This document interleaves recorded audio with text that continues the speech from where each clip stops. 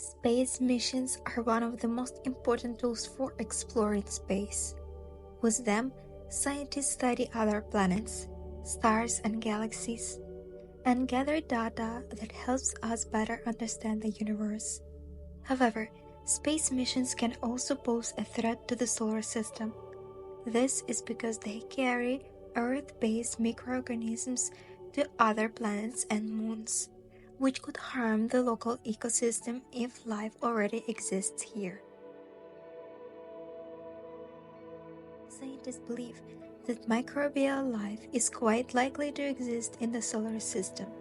For example, traces of water have been found on Mars, which is a necessary condition for life as we know it.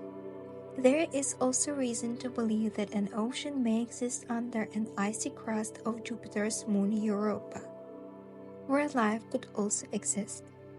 If life does exist on the other planets and moons, it may be very fragile and vulnerable to the effects of microorganisms from Earth. Even the simplest bacteria could cause serious damage to the local ecosystem, displacing or destroying native microorganisms. To reduce the risks of solar system contamination, spacecraft heading to other planets and moons are carefully sterilized. This is done by exposing them to high temperatures, ionizing radiation, or other methods to kill microorganisms.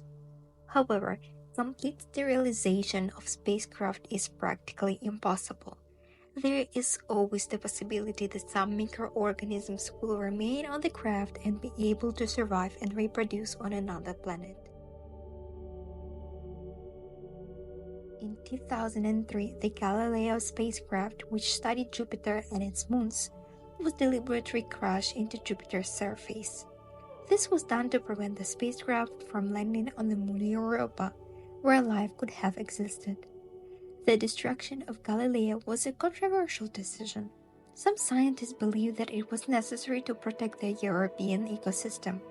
Others believe that it was an unnecessary measure and the likelihood that Galileo actually carried living organisms was small. Space missions pose a serious threat to the solar system. Scientists must carefully weigh the risks and benefits of each mission to minimize the likelihood of contamination. In the future, it may be possible to develop technology that will allow for the complete sterilization of spacecraft. However, until that happens, measures must be taken to reduce the risks of solar system contamination.